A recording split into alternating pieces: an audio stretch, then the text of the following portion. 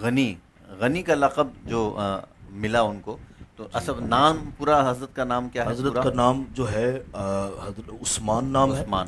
آپ کی کنیت ابو عمرو ہے. ابو عمرو. اور آپ کا القابات تو بہت سارے ہیں. ذوالنورین بھی آپ کا لقب ہے. غنی بھی آپ کا لقب اس وجہ سے ہے کہ آپ جو کچھ بھی کماتے تھے وہ اس لیے نہیں کماتے تھے میری دنیاوی جو ہے وہ دولت بڑھے، ثروت بڑھے، بلکہ اس لیے کہ میں جتنا کماؤں سرکار کی بارگاہ اقدس میں اللہ. قربان کر دوں. اللہ. بلکہ حضرت عثمان غنی کی جو خصوصیت میں آتا ہے وہ یہ کہ جب آپ نے اسلام قبول کیا تو اسلام قبول کرنے کے بعد حضور علیہ الصلوۃ والسلام کے یہ پیارے جانثار ہوں. جب تک اس دنیا کے اندر آپ رہے، ظاہری حیات رہے، تو آپ نے ہر جمعے کو ایک غلام آزاد فرمایا. سبحان اللہ. ایک غلام، اور کبھی اگر نہ فرما سکتے تھے تو دوسرے جمعے کو دو غلام آزاد فرماتے. اللہ. اور سبحان اس وجہ سے آپ کی سخاوت کے لیے یہ واقعہ بھی مشہور ہے کہ جب سرکار تو عالم صلی اللہ علیہ وسلم کی بارگاہ اقدس میں انہوں نے دعوت کی کہ یا رسول اللہ میرے گھر تشریف لے چلیے، واہ واہ. تو آقا تو عالم جب تشریف لے جانے لگے تو عموماً جو بلاتا ہے وہ آگے آگے چلتا ہے، ہوں. اور جو مہمان ہو تو پیچھے، چونکہ مہمان کو پریشانی نہ ہو. لیکن جب سرکار چلنے لگے تو عثمان غنی حضور کے پیچھے چلنے لگے. اللہ. تو حضور نے فرمایا عثمان کیا کر رہے ہو، تم پیچھے چل رہے ہو، یا رسول اللہ اب آگے چلیں. لیکن حضرت عثمان غنی چپکے سے کچھ گن رہے ہیں. ہوں. تو سرکار نے فرمایا یہ کیا کر رہے ہو؟ عرض کرتے ہیں یا رسول اللہ آپ کے قدموں کا ہی کاؤنٹ کر رہا ہوں، حضور صحیح. آپ کے قدموں کی گنتی کر رہا ہوں. حضور نے فرمایا کیوں؟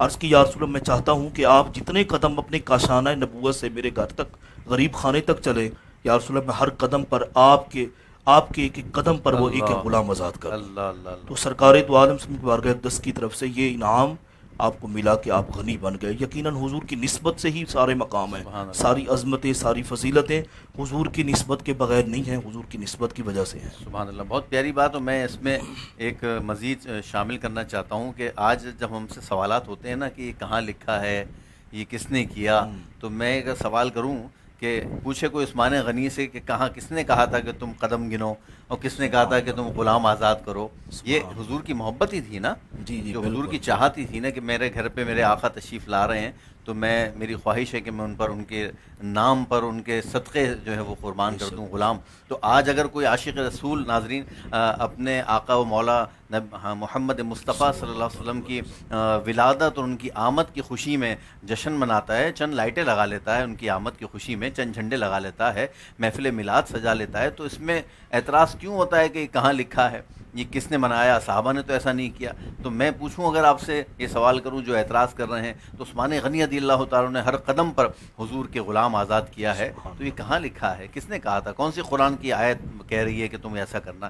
تو بات ہے عشق و محبت کی. امید ہے کہ آپ کو میرا یہ بات جملہ پسند آیا ہوگا، اور انشاءاللہ آئندہ آپ ان چیزوں پہ اعتراض نہیں کریں گے، کیونکہ بات عشق و محبت کی ہے ناظرین، بات ہے پیار کی، بات ہے الفت کی، چاہت کی، محبت کی. تو ہمیں نبی کریم علیہ السلام سے